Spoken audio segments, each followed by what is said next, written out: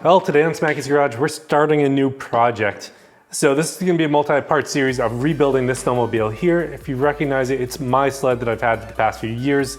The engine blew on it as I was taking it apart, clutch broke, a lot of other things went wrong with it. So I figured we're gonna go ahead, we're gonna strip it down, clean everything up, and then get a new engine in it, and then kind of fix some things up and mod some things on the sled. So let's go ahead and let's kick off this series. Well, here it is, still in all the pieces. Yes, I'm gonna go ahead, pull it out, and we'll get to work on it. But yeah, you can see it's sad state, just sitting there, completely torn apart. All right, so this is my 2007 SkiDoo Renegade 800.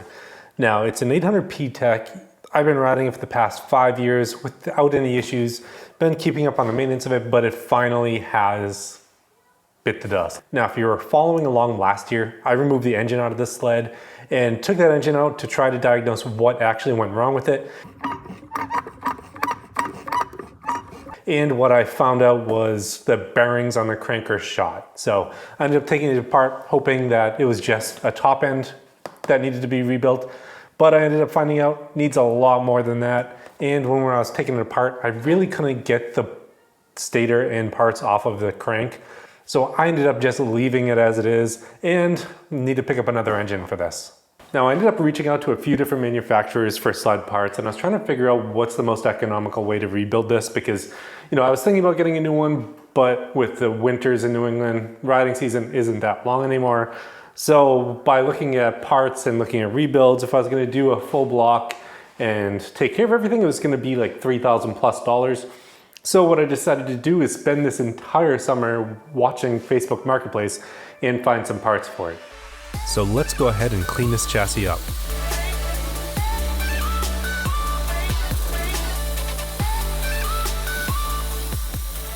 Now the goal isn't really to make it perfect, but at least make it a little bit better so that if any leaks or anything happen, I know exactly where it's coming from and I can spot it before there's an issue. Overall, the chassis is in good condition. You can see the foam starting to show its age, but when I take a look at everything seems good enough to go back together. Now this chassis has about 14,000 miles on it, so it's definitely seen a lot of wear.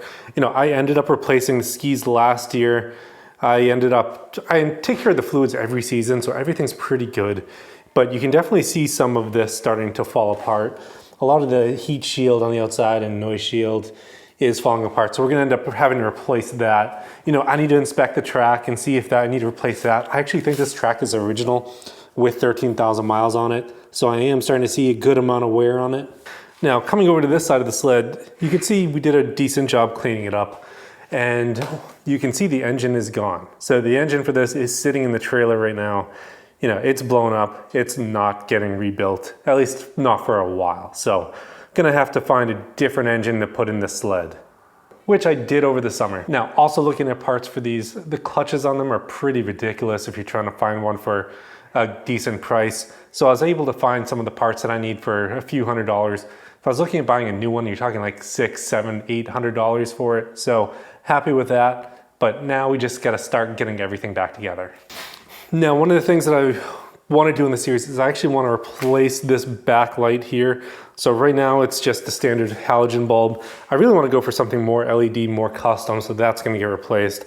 Up here, probably going to go to LEDs up here in the headlights, so we're going to have to change those over, and we're going to see whatever else mods and things we can do to the sled as we're building it. Now the muffler is going to stay stock because where I ride, New Hampshire and Maine, actually it's just New Hampshire that has it, but you cannot ride with an aftermarket trail can on it, so it's going to be stock, but I'm going to look at changing out the Y pipe that goes to the exhaust, it's to the muffler itself. All right, so I guess it'd be good to go over what I'm finding on the sled. So as I'm going through the sled, trying to figure out what needs to be done and what can be left as is. A few things I'm already finding out is on the back here, my track has pretty much taken a beating over the years. It probably has 13,000 miles on it. I think those of you with more experience on these sleds, let me know down in the comments, do I need to replace this track or can I get another season out of it? It doesn't look dry rotted, but now that I'm starting to see some of the white, so the cords on that edge, kind of has me a little bit worried. The slides on the sled are actually in pretty good conditions, I believe. I think I swapped them out a while back, but I've checked them. I've checked the tension here. Everything looks good. You know, a few things I want to do.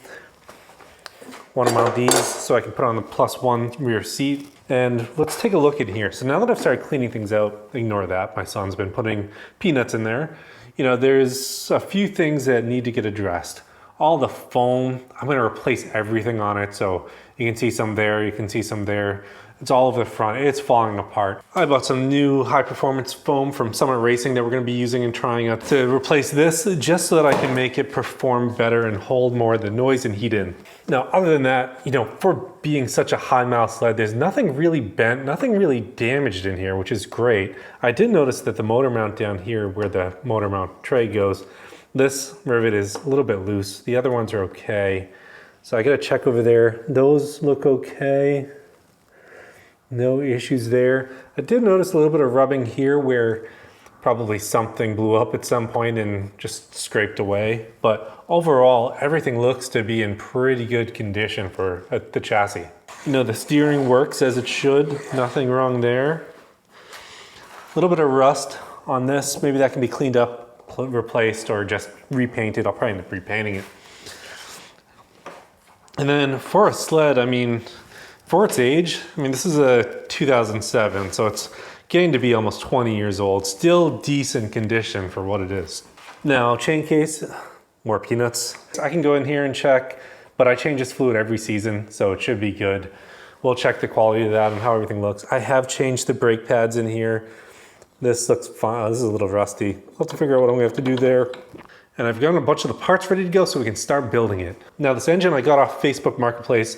It is an 800 out of an 07. You know, it does have Boyce and Reeds on it.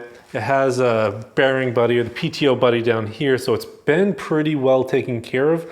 I don't know 100% know if it runs. I couldn't hear it run. The person who had it actually decided to take this out and put a triple in their sled. So he told me it runs. I'm hoping it runs. If it doesn't, got to figure something else out, but you know, we're going to go ahead and check that in this series, and then we're going to get it running too. I don't know if you remember, I don't know if I pointed out, but I actually broke the inner sheave on my clutch when I was pulling it apart. So I ended up buying this off of eBay, so now that I have a clutch for it, have an engine for it. You know, down here I have some of the exhaust parts, so I've actually had this pipe, this Y pipe here. I didn't put it on last year just because I wanted to ride the sled, but now I have an opportunity to do that. And then a bunch of the other parts just laying around that can go onto the sled. That's pretty much it for episode 1 of the sled. So I think now the first step is to get the engine ready to go back in and to start connecting everything back together. So we're gonna go ahead and get into that in the next episode. Thanks for tuning in to Smackey's Garage this week. I'll see you next time.